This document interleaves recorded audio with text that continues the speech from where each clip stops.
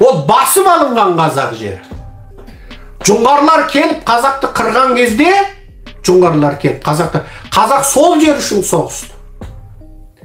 Жоңғарлар кейін қазақ жерін жаулап алғанда, Іленің бетіне азғантай ұйғырды алып келіп егін ектірді. Оны қайдан айтты? Өзіне құл болған, бағынған ұйғырды қынадай қырып отырып алып келді. Іле бетіне ұйғырдың табанының тигені қазақтың жоңғармен соғысының Ақтабан шұбырында Алқакөл Сұламаның тұсында болды. Ал қазақтар күшейіп кейін жоңғарды қынадай қырып жер бетінен жойып жіберген кезде ол жердегі ұйғырды қалтырып қойды. Қазақ болып тұра берді. Сосын қазақтар қайтты Қабанбайдың тұсында Шүршіт пен Манжумен соғысты. Манжумен соғысып Абылай ханның қуатты тұсында Манжумен тең дәрежелі мемлекеттік қатынас ұстап тұрды. Бірақ қазақ хандығы орыс билігі тарапынан жойылғаннан кейін манжулер ол жерді қайтадан жаулап алды. Сол кезде жаңағы басып алынған жерге жоңғарлар алып келген азғантай ұйғыр іледе тұр. Қай жерде? Құлжаның маңында тұр. Бірақ ала бүкіл іле ұйғырдікі болған жоқ.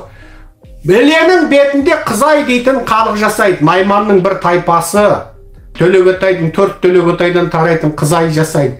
Бір Қызай өзі 1 миллион. Басқатаны айтпай-ақ қояйық. Бір Қызай өзі 1 миллион.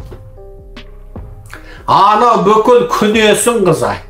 Бүкіл текесін Қызай.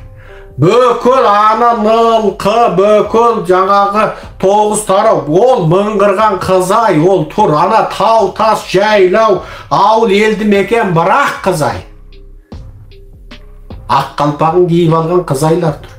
Ал ұйғыр сол Құлжаның маңы, азғантай нылқының маңы сол ауданның ортасында, сол баяғыда жоңғар алып келген ұйғыр сол жерде тұр. Олар ойлайды, анау Іле хандығы деген, Іле сұлтандығы Манчжур империясының құрамындағы жергілікті басқару әкімшілігі болған. Ол тұтас Іле бетіне әкімшілік жүргізе алған жоқ. Ол Құлжа маңындағы сауда жүргізетін, былайша айтқанда базар басқару мекемесі сияқты болды. Оны жаңа Күдестің Қызайларын басқарған жоқ. Бұраталдың Қызайларын, Бұраталдың қарагерейлерін, садырларын басқарған жоқ. 9 тараудағы Қызай мен садырды басқарған жоқ. Мұңғыл күре текестегі албандарды басқарған жоқ. Шапшалдағы албандарды басқарған жоқ. Суандарды басқарған жоқ. Қаңлы жалайырлар Іле бетіне барып қоныстанған қаңлы жайыл оларды басқарған жоқ. Олардың өзінің салық жинаушысы болды. Сұлтан деген сол заманда Қытайдың бір бекітіп қойған аты ғана. Сол жерде сол әрбір ру қазақтың әрқайсы бір сұлтандық болды. Құнанбай да сұлтан болды. Оны сұлтан қылған кім? Орыс. Құнанбай сұлтан болды. Сол азғантай Арғынның сұлтаны болды.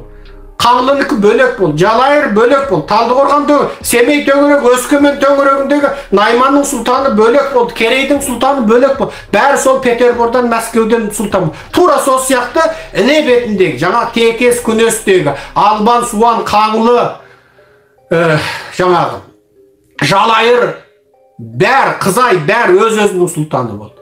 Сондықтан ол Құлжаның төңірегіндегі жоңғар айдап келген азғантай ұйғыр, Кенчин патшалығы оларға салық жиятын мекеме құрып берсе бүкіл Ілені басқарды деген бекер әңгіме. Мына ұйғыр халқының жастарын улаған, ұйғырдың өтірік тарих жазатын мына арамза жазғыштары. Ол кеше самса сатып жүреді, бүгін ана самса мәнті болған қолын жуаса, бірақ күнде кім жазып бергені белгісіз. Мүмкін орыс, мүмкін Қытай өтірік тарих жазады.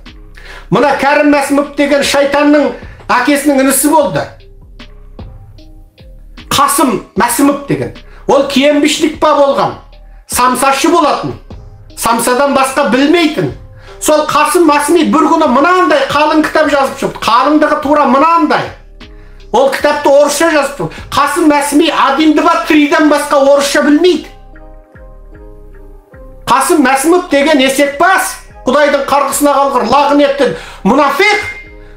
Ол 1-2-3-ден басқа орысша білмейтін самсашы бір-ақ күнде уйгурский держава деген кітап жазып, Жетісу ұйғырдың жері, наймандар ұйғыр болған, уйгурский найман болған, керейлер ұйғыр болған, уйгурский керей, мына Жалайырда ұйғыр, Арғында ұйғыр, Қыпшақта ұйғыр, Қаңлыда ұйғыр, Дулатта ұйғыр, Үйсінде ұйғыр деп жазып шықты. Сөйтсек бәріміздің жеті әкеміз ұйғыр екен.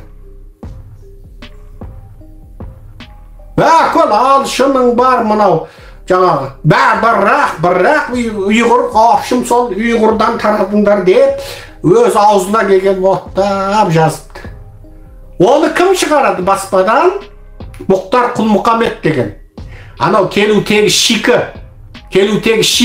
Назарбаевтың иті бар ғой, Мұхтар Құл-Мұхаммед деген. Сол Алматыда Атамұра баспасынан шығарып береді. Кім шығарды? Мәсімі ұлттық қауіпсіздік комитетінің төрағасы болған кезде шығарды. Тапсырыспен шығады. Міне.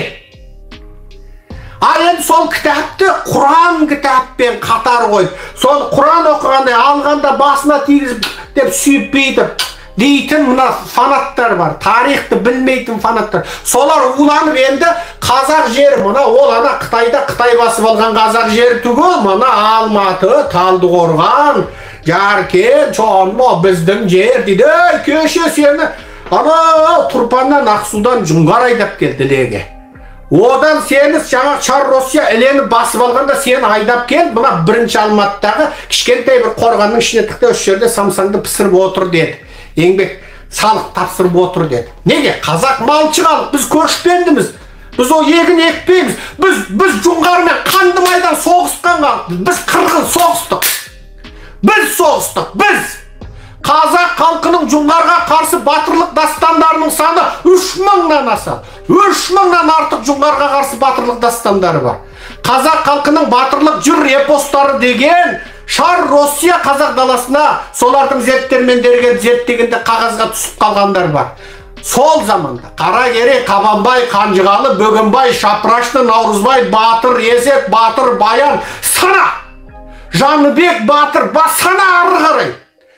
Жыр дастандар, ондай көлемді жыр дастан түркі халықтары түгілі адамзат тарихында болмаған. Ол деген нені білдіреді?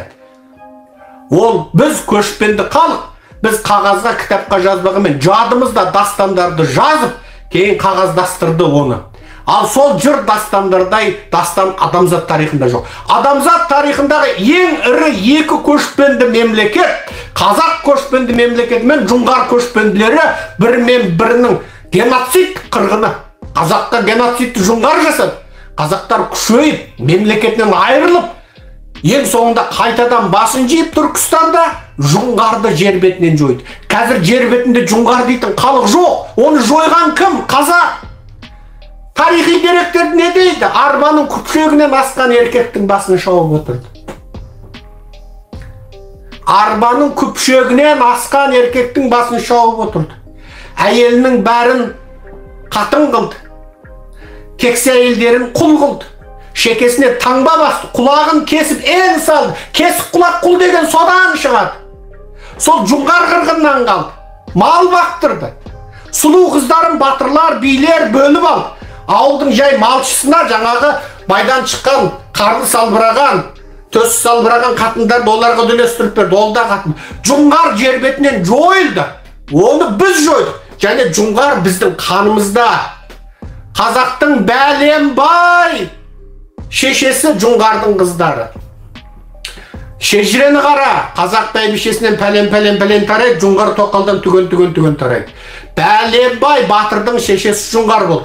Бәленбай ханның шешесі Жұңғардың қызы болды. Қазақ тарихындағы танымал тұлғалардың Бәленбайның шешесі Қалмақтың қызы болды. Ол тарих. Жұңғар ұлт ретінде жойылды, бірақ хан ретінде гені біздің қазақтың ішіне кірісіп кетті.